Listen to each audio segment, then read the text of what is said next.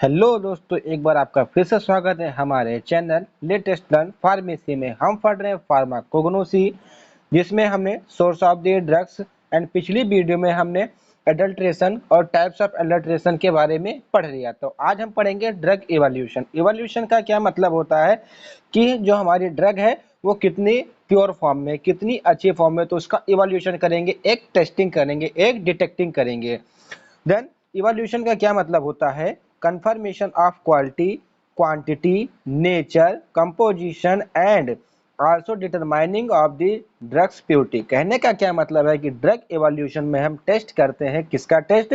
कि वो ड्रग हमारी, उसकी क्वालिटी कैसी है, क्वांटिटी में क्या है, उसका नेचर कैसा है, उसका कंपोजिशन क्या क्या है, उसमें केमिकल कंस्टिट्यूएंट क्या क्या है, and also determination of drug purity, और वो ड्रग हमारी कितनी प्योर है, कहीं उसमें कोई एडल्ट्रेशन तो नहीं हुआ है, कहीं कोई एडल्ट्रेंट तो उसमें उपस्थित नहीं है। ये सब हम किसके द्वारा जानते हैं? ड्रग इवोल्यूशन के बारे से, मतलब के जरिए से। देन इसका इंपॉर्टेंस क्या होता है?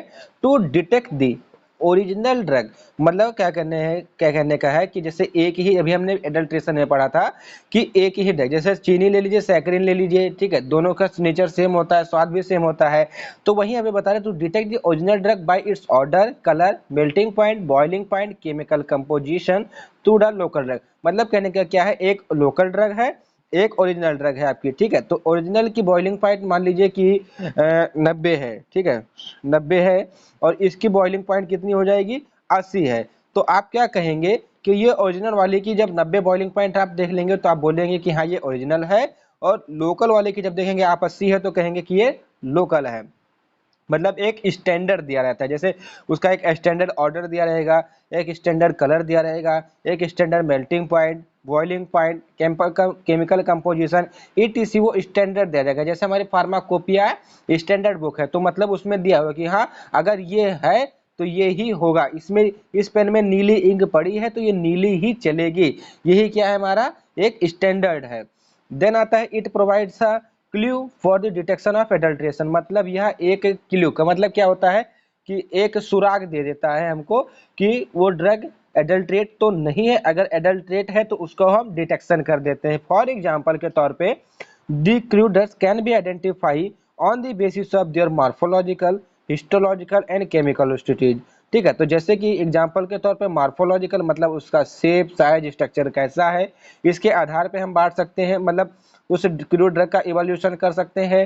हिस्टोलॉजिकल मतलब उसमें टिश्यू, उनके टिश्यूज के स्टडी के आधार पर, मतलब उनके सेल्स के आधार पर, एंड केमिकल स्टडी, और उसमें कौन कौन से केमिकल कंस्टिट्यूएंट प्रेजेंट है, इसके आधार पर हम किसी क्रूड ड्रग का आइडेंटिफाइड कर सकते हैं या उसका ड्रग इवोल्यूशन कर सकते हैं।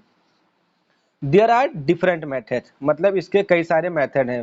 पहला क्या है? ऑर्गेनोलेप्टिक। ठीक है, ऑर्गेनोलेप्टिक से आप समझिए कि इसको आप दो पार्ट में तोड़ दीजिए। ठीक है, ऑर्गन ओलेप्टिक। ऑर्गन का मतलब क्या होता है? मनुष्यों का ऑर्गन, मतलब जैसे सेंस ऑर्गन हो गया। ओलेप्टिक का मतलब होता है sense.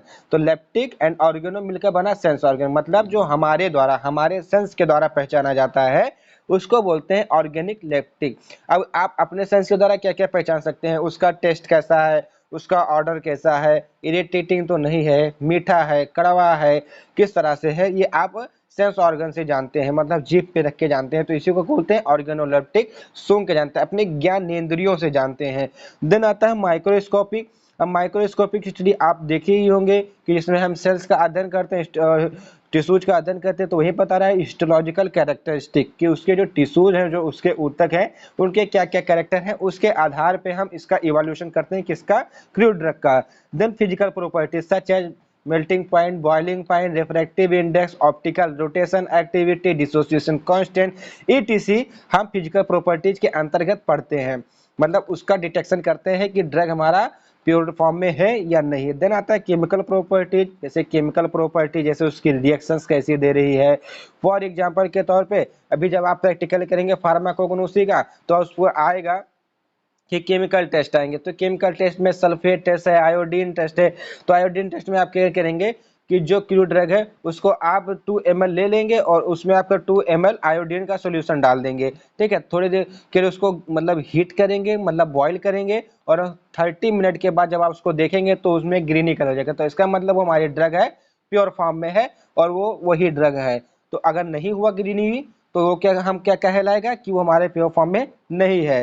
And biological properties action on the drug on the body, such है पॉइजन ले लीजिए, ठीक है, तो पॉइजन का क्या है, आप खाओगे तो मरोगे पक्का है। तो अगर आप उसको खा के भी नहीं मरते हैं तो क्या उसका क्या होगा कि वो उसमें एडल्ट्रेशन है। देन आता है हमारा पहला ऑर्गेनोलेप्टिक, ठीक है, तो और हम इसको सबको डिटेल में पढ़ते हैं। अभी मैंने आपको बताया ऑर्गेनो का मतलब होता है सेंस ऑर्गन, एंड लेप्टिक का मतलब होता है सेंस, तो जो मनुष्य के सेंस के द्वारा मतलब डिटेक्ट किया जाता हो, ठीक है, उसको बोलते हैं organoleptic. Detection of drug by our sense organ, मतलब हमारे सेंस ऑर्गन से हम डिटेक्शन करते हैं। Such as odour by nose, मतलब उसका मतलब ऑर्डर क्या है, कहने का मतलब उसकी स्मेल कैसी है, ये हम अपनी नाक से पता करते हैं। टेस्ट बाय टंग, टेस्ट उसका कैसा है अपनी जीभ से पता करते हैं। कलर बाय आइज, और उसका कलर कैसा है ये हम किसे अपनी आंखों के द्वारा करते हैं। Also deal as morphological character, और हम अपने आंखों से ही उसकी मार्फोलॉजी भी देखते हैं कि उसका शेप साइज स्ट्रक्चर कैसा है कैसा नहीं है। It should be noted that colour shape and size of drug as describe in standard book, तो मैंने अभी आपको स्टैंडर्ड बुक बताया, जैसे फार्माकोपिया में अगर दिया हुआ है कि इसका स्ट्रक्चर ऐसे ऐसे होगा, तो अगर उस ड्रग का स्ट्रक्चर ऐसे ऐसे है तो मतलब वो सही है। बट ये हमारा फुली 100% श्योर नहीं होता है, क्योंकि मार्केट में आजकल डुप्लीकेट बहुत बनते हैं।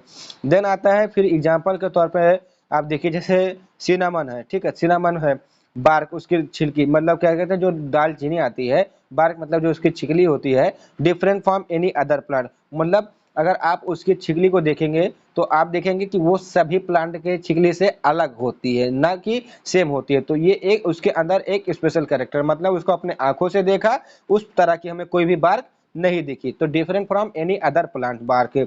यूनिक इन टेस्ट, उसका जो टेस्ट होता है वो यूनिक होता है। आप खाएंगे, बहुत लोग उसको वैसे शौक के लिए खाते हैं, लेकिन आप जब खाएंगे तो आपको मतलब कुछ अच्छा फील, हल्का सा ठंडा ठंडा फील होगा।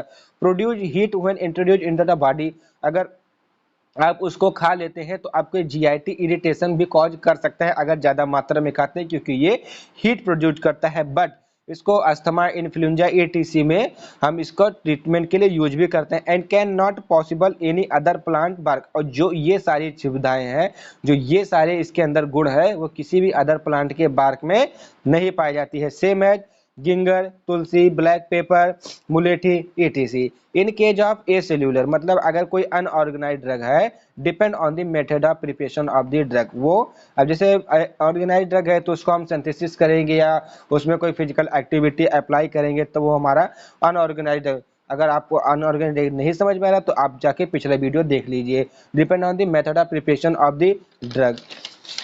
देन हमारा आता है उसके बाद क्या है, तो ये हो गया, ठीक है। फॉर एग्जाम्पल जो gum acacia found in form of ovoid tears, कहने का मतलब क्या है कि जो गम अकेसिया है वो ओविड टीयर्स, अब ओविड टीयर्स कैसा होता है, कुछ इस प्रकार का होता है, मतलब इस प्रकार का, जैसे आंसू होते हैं ना कि ऊपर से पतला फिर नीचे जाके से मोटा, तो इस प्रकार से हमारा गम अकेसिया जो है वो हमको मार्केट में मिलता है। जबकि tragacanth marketed at vermiform ribbon, जबकि जो ट्रगाकंथ है वो वर्मी फॉर्म रिबन में हमको मिलता है। देन आता है हमारे माइक्रोस्कोपिक इवोल्यूशन, जो कि हमारा मोस्ट इंपॉर्टेंट है, वो हमारे एग्जाम में पूछा भी गया है। तो यहाँ पे हम माइक्रोस्कोपिक इवोल्यूशन पढ़ रहे हैं, और इसके बाद जो लेक्चर आएगा उसमें हम माइक्रोस्कोपिक क्वांटिटेटिव टेस्ट पढ़ेंगे, क्वालिटेटिव एंड क्वांटिटेटिव टेस्ट पढ़ेंगे, उसमें भी माइक्रोस्कोपिक है, तो आप इसमें कंफ्यूज मत होइएगा, ठीक है। The microscopic evolution use for histological studies of the crude with the help of compound microscope. अब आप एक चीज बताइए, माइक्रोस्कोप से आप क्या ऑब्जर्व करते हैं, किसी सेल्स को, मतलब किसी में चाहे वो ह्यूमन बॉडी की सेल्स हो या एनिमल प्लांट की सेल्स हो, ठीक है, तो आप उसमें ऑब्जर्व करते हैं कि उसमें क्या क्या पाया जाता है, जैसे न्यूक्लियस पाया गया, राइबोसोम, माइटोकॉन्ड्रिया, सेंट्रोसोम, सेल्यूलोज, क्या क्या वहाँ पे पाया जाता है, ठीक है, तो उस किसके सहायता से देखते हैं, माइक्रोस्कोप के सहायता से देखते हैं। तो हेडिंग से आपको ये समझना चाहिए कि माइक्रोस्कोपिक इवोल्यूशन का क्या मतलब हुआ, कि हम उस क्रूड ड्रग के सेल्स में देखेंगे या उसकी टिश्यूज में देखेंगे। तो वही यहाँ पे कह रहा है कि हिस्टोलॉजिकल स्टडीज, मतलब जो ऊतकों की स्टडी होती है, मतलब जो क्रूड ड्रग्स की ऊतकें हैं उनकी हम स्टडीज करते हैं वो किस प्रकार से है। अगर तो अगर हमने उसकी स्टडी कर दी, वो हमारा प्योर फॉर्म में है, ठीक है, तो हमने उसको एक साइप एंड सेज स्ट्रक्चर दे दिया, उसको दे दिया कि इसमें ये प्रेजेंट है, माइटोकॉन्ड्रिया एब्सेंट है, ठीक है। तो अगर बाजार में कोई उसी प्रकार का दूसरा प्रोडक्ट आता है और आप उसकी हिस्टोलॉजी देखेंगे, तो अगर उसमें आप पाएंगे कि माइटोकॉन्ड्रिया प्रेजेंट है, ठीक है, तो आप क्या करेंगे कि उसको एडल्ट्रेट घोषित कर देंगे, कि मतलब वह अशुद्धि है। कहने का मतलब क्या है कि वह हमारा लोकल पदार्थ है, क्योंकि जो हमारा ओरिजिनल पदार्थ है उसमें माइटोकॉन्ड्रिया तो है ही नहीं, तो इसमें हमारी माइटोकॉन्ड्रिया कहाँ से आ गई। तो इसके लिए हम किसका यूज करते हैं, माइक्रोस्कोपिक इवोल्यूशन का, माइक्रोस्कोप की सहायता से हम देखते हैं। It also involve the study of various cell containing products like, मतलब यह जैसे लिग्निन हो गया, ठीक है। तो लिग्निन क्या है, complex organic polymers which help in the formation of cell walls specially in wood and bark. कहने का क्या मतलब है कि जो लकड़ियां होती हैं, जो उसके छिकले होते हैं, चैले होती हैं, ठीक है, तो उसका फॉर्मेशन कैसे होता है, वो एक प्रकार का ऑर्गेनिक कॉम्प्लेक्स होता है जिसको बोलते हैं लिग्निन, ठीक है, लिग्निन। इसको याद रखिएगा कि जो उसके सेल्स वॉल्स बनते हैं उसको हम बोलते हैं लिग्निन। तो इसी का हम मतलब ये देखेंगे कि उसमें क्या लिग्निन पाया गया या नहीं पाया गया। जैसे आपने सिंकोना ले लिया, ठीक है, तो आपने सिंकोना में देखा लिग्निन वहां पे पाया जा रहा है, ठीक है, उसके सहायता से सेल वॉल्स बन रहे हैं, उसमें उसका चैली बन रहा है। लेकिन अगर आपको यहीं पर आम की लकड़ी दे दी जाए और उसको कहा जाए तो क्या उसमें लिग्निन पाया जाएगा। तो आप इस आधार पर बोल सकते हैं कि हमने माइक्रोस्कोप से लिग्निन को देखा, किसमें, सिंकोना में, लेकिन हमने आम की लकड़ी में वही लिग्निन नहीं देखा। तो इसका क्या मतलब हुआ कि जो आम की लकड़ी है वो हमारी सिंकोना नहीं है और cinchona as it is cinchona है। तो हमने उसको क्या कह दे, एक स्टैंडर्ड वैल्यू दे दी कि वो इसी प्रकार की होगी। दूसरा है स्टार्च ग्रेन, ठीक है। तो जैसे आलू देखिए आप, ठीक है, तो आलू के स्टेम में क्या पाया जाता है, स्टार्च पाया जाता है, जिसको क्या कहा जाता है, स्टोर हाउस ऑफ ग्लूकोज। मतलब हमारा जो स्टार्च है वो कई सारे मॉलिक्यूल्स में, ठीक है, पॉलीसैकेराइड है ये, तो कई सारे मॉलिक्यूल्स में ये टूटता है, ठीक है। ग्लूकोज क्या है, डाइसैकेराइड है, तो पॉलीसैकेराइड जब टूटेगा तो कई सारे डाइसैकेराइड मोनोसैकेराइड में टूटेगा, तो इसी के लिए इसको बोलते हैं store house of the glucose sugar units. For example in potato contains starch in stem. अगर आप आलू की जगह उसी तरह से दिखने वाला कोई दूसरा कोई दूसरा फल ले आए, ठीक है, या कोई दूसरी सब्जी ले आए, ठीक है, तो आप उसमें देखेंगे कि उसमें क्या स्टार्च पाया जा रहा है उसकी स्टेम में कि नहीं पाया जा रहा है। तो इसके आधार पे आप उसकी माइक्रोस्कोपिक स्टडी कर सकते हैं।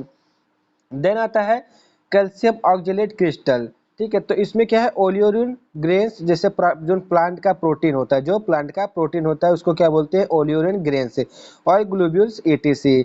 दिस मेथड इज यूज, जो इसका मेरिट डिमेरिट्स है वो इस प्रकार से है। This method use for the organized drug evolution. कहने का मतलब क्या है कि यह केवल ऑर्गेनाइज्ड ड्रग को इवोल्यूशन करेगा, क्योंकि अनऑर्गेनाइज्ड ड्रग होता है उसको हम किसी फिजिकल प्रोसेस, चाहे वो डिस्टिलेशन हो या छीरा हो या काट के निकाला गया हो, तो उसमें जाहिर सी बात है कोई ना कोई अशुद्धि आएगी, तो इसलिए ये अनऑर्गेनाइज्ड ड्रग के लिए सुटेबल मेथड नहीं है। There are various agent which are used for the clearing and staining thin section of product. अब हम स्टेनिंग करते हैं, ठीक है, जैसे हमने पिछली बार माइक्रोबायोलॉजी में स्टेनिंग की, सॉरी स्टेनिंग की, तो उसमें हमने क्रिस्टल वाले सेफ्रानिन ईटीसी का यूज किया। उसी प्रकार से इसमें भी हम एक स्पेशल टाइप के डाइस का यूज करते हैं, क्योंकि ये हमारी माइक्रोस्कोपिक स्टेट है। For example acidified chloral hydrate glycerol solution, ये क्या है हमारा, इसको बोलते हैं हर्ट्रिंगस रिएजेंट भी बोलते हैं। देन आता है फ्यू इंपॉर्टेंट माइक्रोस्कोपिक मेजरमेंट। अब जो यहाँ पे इंस्ट्रूमेंटल नंबर, इंस्ट्रूमेंटल इंडेक्स आएगा, इसको हम जब हम क्वालिटेटिव माइक्रोस्कोपी मेजरमेंट पढ़ेंगे तो वहाँ पे फुल इन डिटेल में देखेंगे। अभी हम यहाँ पे सिंपली जान लेते हैं क्या होता है। जैसे इंस्ट्रूमेंटल नंबर, अब आपको पहले पता होना चाहिए कि इंस्ट्रूमेटा क्या है। तो आप जब कोई पत्ती लीजिए और पत्ती पे आप देखेंगे कि ऐसे करके क्रॉस करके ऐसे बना है, फिर ऐसे बना है, फिर इसके ऊपर ऐसे बना है, इसके अंदर भी ऐसे सेक्शन कटे हैं, ठीक है, तो उस सेक्शन को आप क्या बोलते हैं, इंस्ट्रूमेंटल, ठीक है। तो average number of stomata present पर स्क्वायर एमएम ऑफ एपिडर्मिक। अब एपिडर्मिक का मतलब क्या है, जैसे एपिडर्मिस, ठीक है, हमारी स्किन जो ऊपर की लेयर है, ठीक है, ये क्या है, एपिडर्मिस। तो एपिडर्मिस पे हमारे कितने स्टोमेटल नंबर पाए जाएंगे वो किस पे निर्धारित करेगा कि उसमें कितने स्टोमेटल प्रेजेंट हैं। फॉर एग्जाम्पल धतूरा स्ट्रोमोनियम, इसमें कितना पाया जाता है, 87 स्टोमेटल नंबर पाया जाता है, ठीक है। अब 87 स्टोमेटल नंबर पाया जाता है तो आप उसका 1 स्क्वायर एमएम काट लेंगे और उसमें आप मतलब एपिडर्मिस का उस पत्ती का 1 mm², मतलब छोटा सा पार्ट ऐसे काट लेंगे, उसको माइक्रोस्कोप में आप देखेंगे तो उसमें आपको क्या मिलेगा, 87 इंस्ट्रूमेंटल नंबर मिलेंगे। धतूरा इनॉक्सिया में कितना मिलेगा, आपको 141 इंस्ट्रूमेंटल नंबर मिलेंगे। देन आता है हमारा क्या, इंस्ट्रूमेंटल इंडेक्स। अब इंस्ट्रूमेंटल इंडेक्स क्या है, percentage of number of instrumenta from the total number of epidermal cell. अब कहने का क्या मतलब है कि जैसे हमारी ये स्किन है, ठीक है, तो यहाँ पे हमारी कितनी सेल्स पाई गई, हमने जैसे 1 mm ही काटा, ठीक है, तो 1 mm में हमें पता चल गया कितनी पाई गई। लेकिन अब हमको ये देखना है कि उस आधार पे, जैसे 1 mm तो हमारे 10 mm, मतलब 20 mm, पूरा किलोमीटर हो गया, पूरा मीटर हो गया, तो उतने मीटर में हमारी कितनी इंस्ट्रूमेंटल नंबर पाई जाती है, तो इसको हम क्या बोलते हैं, इंस्ट्रूमेंटल इंडेक्स। वहीं पे बताने की कोशिश कर रहा हूँ, percentage of number of instrumenta from the total number of epidermal cell, मतलब पूरे एपिडर्मल सेल में हमारे कितने इंस्ट्रूमेंटल पार्ट पाए जा रहे हैं। Each stomata being counted as one cell, और प्रत्येक स्टोमा जो होगा उसको हम एक सेल के रूप में गिनती करेंगे। तो इसका जो फॉर्मूला होता है वो होता है index equal to S into 100 बटा ई प्लस एस, जहाँ पे एस क्या है, number of stomata per unit area, मतलब जैसे आपने 1 mm ले लिया तो इतने एरिया में कितने आपके स्टोमा प्रेजेंट है, तो ये हो गया हमारा एस, और ई हो गया epidermal cells in same area, और इसी एरिया में कितने एपिडर्मल सेल हमारे पाए जा रहे हैं, तो इसको बोलते हैं हम क्या, स्टोमेटा इंडेक्स। फॉर एग्जांपल के तौर पे एट्रोपा बालाडोना, जिसमें क्या होता है 20.2 टू 23 ऑफ स्टोमेटर इंडेक्स पाए जाते हैं। एट्रोपा इक्विमिनेटा में 16.2 से लेकर 18.3 तक स्टोमेटल इंडेक्स पाए जाते हैं। देन आता है विंस इंसलेट नंबर, ये सब कुछ हम आगे चल के डिटेल में पढ़ेंगे, ठीक है। The number of vein islet per square, ठीक है, आप आगे पत्ती लीजिए, ठीक है, वहां पे आप देखिए कि पत्तियों के बीच में ऐसे कुछ प्रकार की नसेज गई होती हैं, ठीक है, जिसको आप बोलते हैं, उसमें नसेज आई रहती है, तो उसी को क्या बोलते हैं हम, इंसलेट नंबर बोलते हैं। The number of vein islet per square mm of leaf surface it does not alter with age, मतलब यह एज के साथ अल्टर नहीं होता। फॉर एग्जांपल के तौर पे एरिथ्रोक्साइन कोका 8 से 12 एंड एरिथ्रोक्साइलिन ट्रुक्सिलेंस 15 से 26, अजीब अजीब नाम है यार, बोल भी नहीं पा रहा हूँ मैं।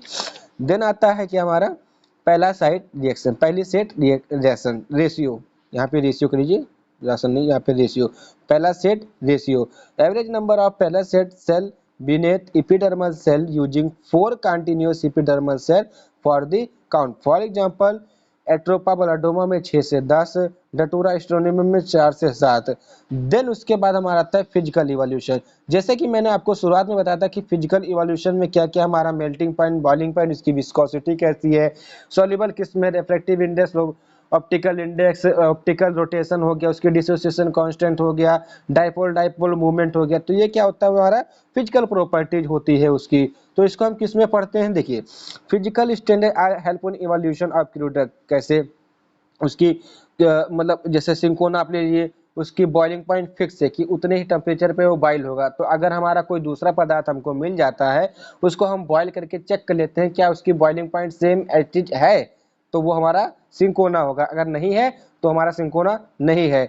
फॉर एग्जांपल के तौर पे मॉइस्चर कंटेंट, क्यों कितना मॉइस्चर कंटेंट हुआ है, उसकी मेल्टिंग पॉइंट क्या है, बॉइलिंग पॉइंट मैंने अभी एग्जांपल के द्वारा आपको बताया, उसकी विस्कोसिटी कैसी है, वो किस में सोल्यूबल है, जैसे ट्रगाकंत है, ट्रगाकंत आपका वाटर में सोल्यूबल है, अभी ट्रगाकंत की जगह आपको किसी दूसरी लकड़ी का बुरादा पीस के दे दिया जाए और आप उसको जब पानी में डालेंगे तो अगर वो सोल्यूबल नहीं होता, ऐसे आप पटाख से पता कर लेंगे कि वह ट्रगाकंत नहीं है। रिफ्रैक्टिव इंडेक्स के तौर पे आप उसको देख सकते हैं, ऑप्टिकल रोटेशन कि डेक्स्ट्रो है रोटेटरी, अगर जैसे कोई सिंकोना ले लीजिए या सियना ले लीजिए या सनाई ले लीजिए, ठीक है, तो अगर उसका ऑप्टिकल रोटेशन डेक्स्ट्रो रोटेटरी है, ठीक है, या लीवर रोटेटरी है, तो अगर आप कोई दूसरा ड्रग, कोई दूसरा पदार्थ ले ले उसी प्रकार से और उसका आप ऑप्टिकल रोटेशन निकाल लें, तो अगर उसमें डेक्स्ट्रो और लीवर रोटेटरी, अगर उसका जैसे सनाई का आया 2.24, ठीक है, डेस्ट्रो आया और -2.24 आया, उसका लिवो आया, तो अगर आपने कोई ऐसा ले लिया जो कि उसको आपको नहीं पता है कि हमारा सेना ही है, तो उसकी जो आप ऑप्टिकल रोटेशन निकालेंगे उससे 2.24 से वेरी कर गई, तो इसका मतलब आपका क्या है, सिंकोना सनाई नहीं है, ठीक है। तब इसमें क्या होता है, जैसे पहला हमारा देखिए, फॉरेन ऑर्गेनिक मैटर, आईपी मतलब Indian pharmacopoeia describes foreign organic matter is material consisting of following.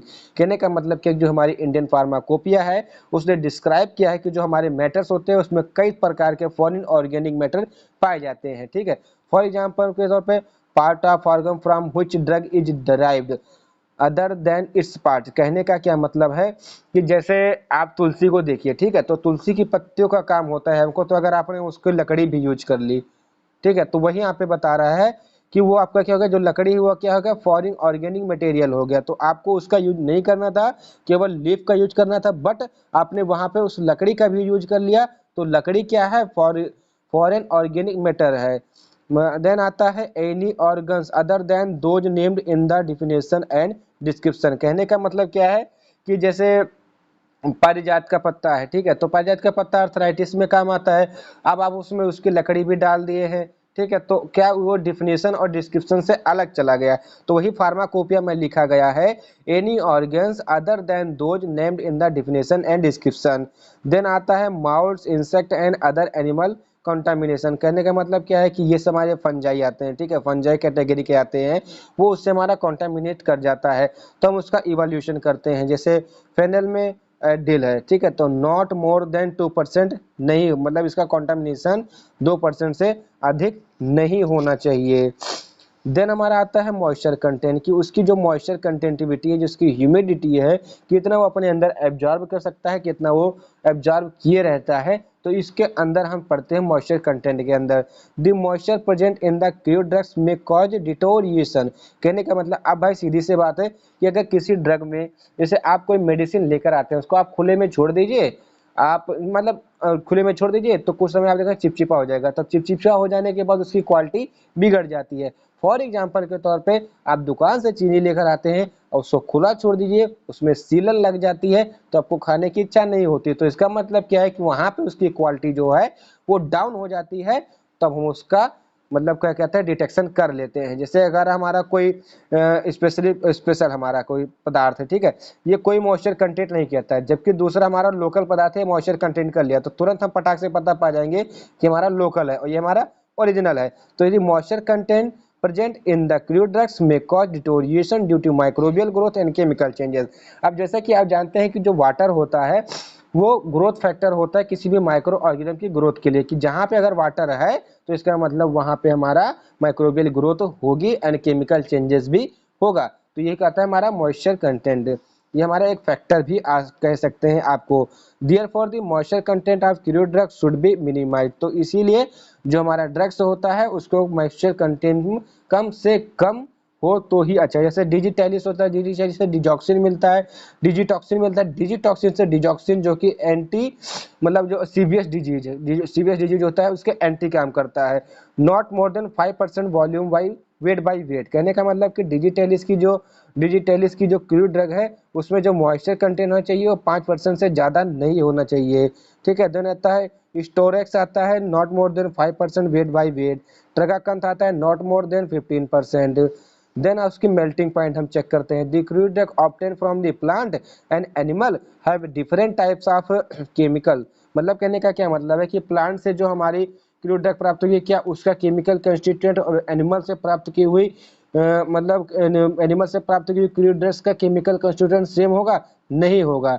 तो उसी सा वही कह रहा है कि the crude drugs obtain from the plants animals have different type of chemicals so they are described with the particular range of melting point. तो इसीलिए जो इनका होता है मेल्टिंग पॉइंट जो होता है वो अलग अलग होता है।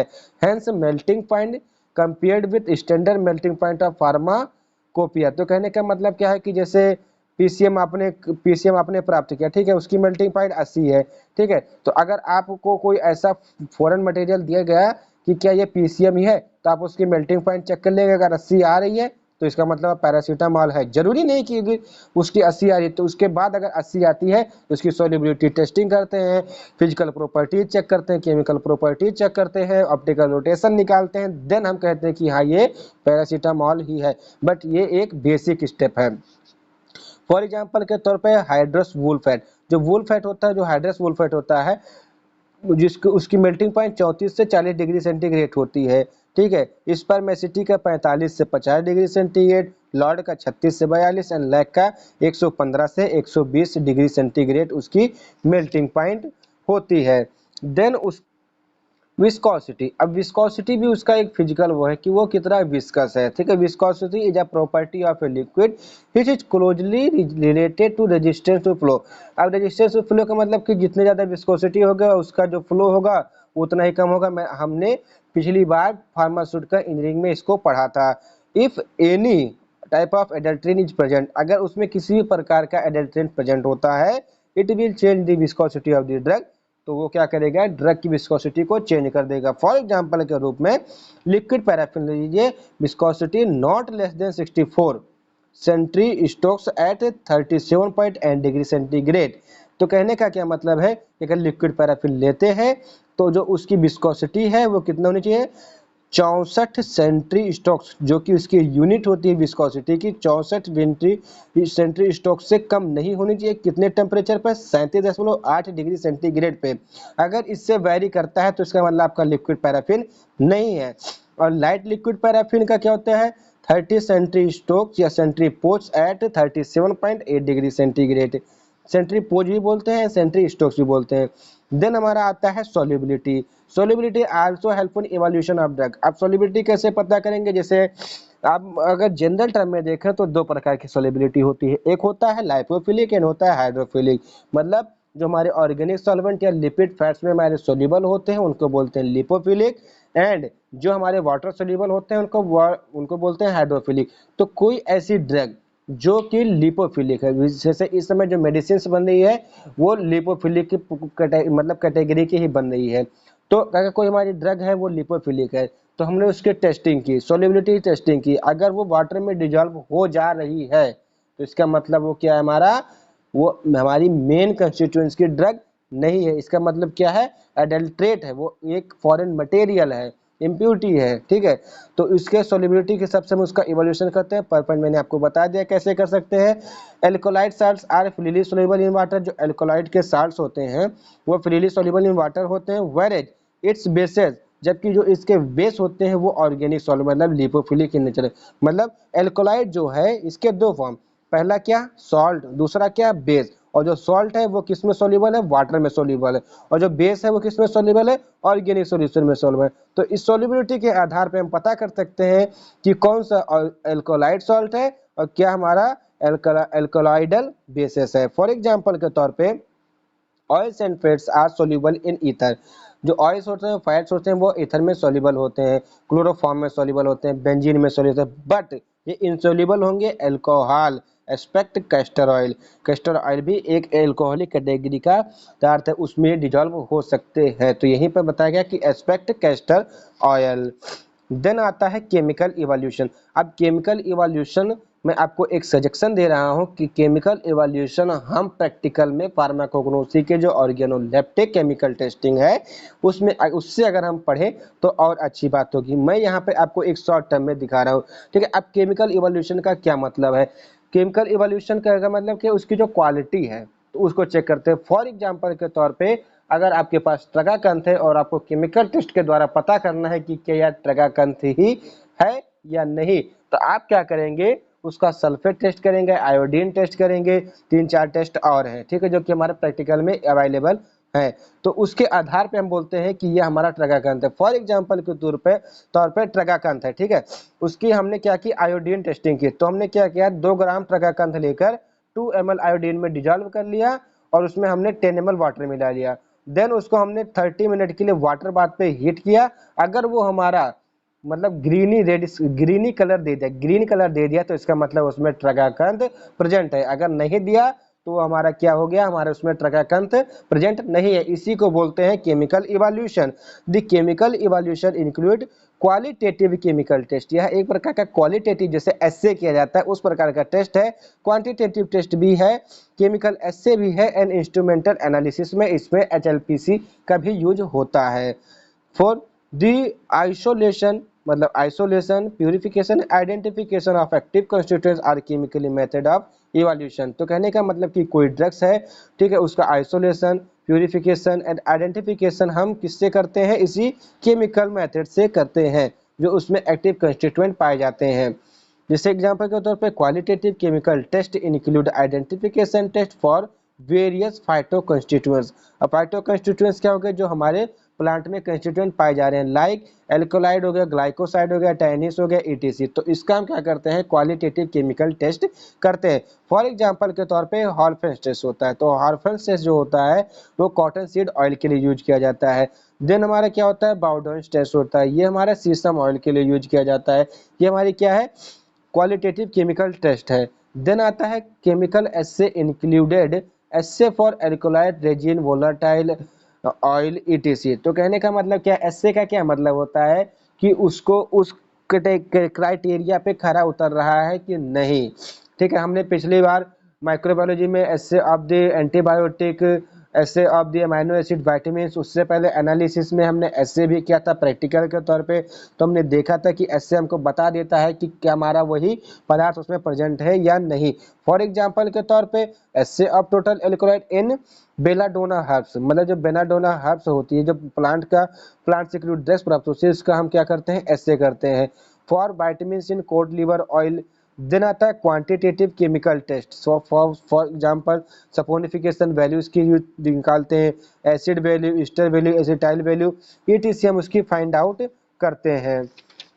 देन आता है हमारा बायोलॉजिकल इवोल्यूशन। तो बायोलॉजिकल इवोल्यूशन, अब देखिए बायोलॉजिकल इवोल्यूशन का क्या मतलब होता है कि जो मतलब आप किसी बॉडी पे, जैसे वैक्सीन बनी तो उसको हमने बंदरों पे यूज किया, क्या उसका क्या इफेक्ट है। ठीक है, तो उसी प्रकार से बायोलॉजिकल इवोल्यूशन भी होता है कि जिसका थेराप्यूटिक एक्शन क्या होगा। The biological evolution is the important, यह इंपॉर्टेंट है, मोस्ट रिलायबल मतलब अत्यंत विश्वसनीय है, but costly evolution of the drug, लेकिन इसका जो कॉस्ट होता है वो हाई होता है। ठीक है, कैसे, the plant state can be evoluted by various biological method to determine the pharmacological action, potency, activity, toxicity. जैसे आप कोई वैक्सीन बनाते हैं तो उसकी आप क्या पोटेंसी चेक करते हैं, एक्टिविटी चेक करते हैं, टॉक्सिसिटी अपने बॉडी में कितना है, उसका फार्माकोलॉजिकल एक्शन क्या है, थर्मोडायनेमिक्स क्या है, काइनेटिक्स उसका क्या है, ईटीसी को चेक करने में आपको बहुत ज़्यादा कॉस्टली लग जाता है। फॉर एग्जांपल के तौर पे जब हम कोई ऐसी ड्रग्स बनाते हैं जो कि हमारी बॉडी पीएच को मेंटेन रखता है, फॉर एग्जांपल के तौर पे आपने एंटा एसिड बनाई, ठीक है, तो अब आप क्या करेंगे, एक बायोलॉजिकल बफर सिस्टम बनाएंगे जितना कि हमारे स्टमच में बफर पाया जाता है, मतलब बफर सिस्टम जितना पीएच पाया जाता है, तो अब उस पर अप्लाई करेंगे, सेम कंडीशन देंगे, तो उसमें बहुत ज़्यादा कॉस्टली हो जाता है। इसलिए इसको कहा जाता है क्या, costly evolution of the drug है। बायो एस्से किया जाता है, should be simple as possible, मतलब जो बायो एस्से होता है should be simple as possible, simple as possible तो है, लेकिन इसकी जो कॉस्ट होती है वो हाई होती है। The bioassay method are 3 types. जो बायो एस्से मेथड है उसकी toxic, symptomatic and tissue organ method के द्वारा किया जाता है। ठीक है, इसको हम लोग कल्चर, मतलब जब वो पढ़ेंगे, सेल कल्चर पढ़ेंगे, तब इसके बारे में हम अच्छे से पढ़ेंगे। The assay are conducted by determining the amount of drug of known potency required to produce a definite test animals और ऑर्गन अंडर स्टैंडर्ड कंडीशन। वही मैंने अभी आपको जस्ट बताया कि जैसे वैक्सीन बननी है तो उसका हम टेस्टिंग करते हैं बंदरों पे, किसी भी जानवर पे, कि उसका इफेक्ट क्या हो रहा है, जो कि एक गलत काम भी है। ठीक है, toxicity studies are performed in suitable animals model to decide lethal dose and effective dose of the animal. फिर वही बात आ गई कि उसको हम एनिमल पे यूज करते हैं। देन आता है morphological assay are carried out to determine the effect of drug in various microorganism, मतलब उसका माइक्रो ऑर्गेनिज्म पे क्या क्या इफेक्ट हो रहा है।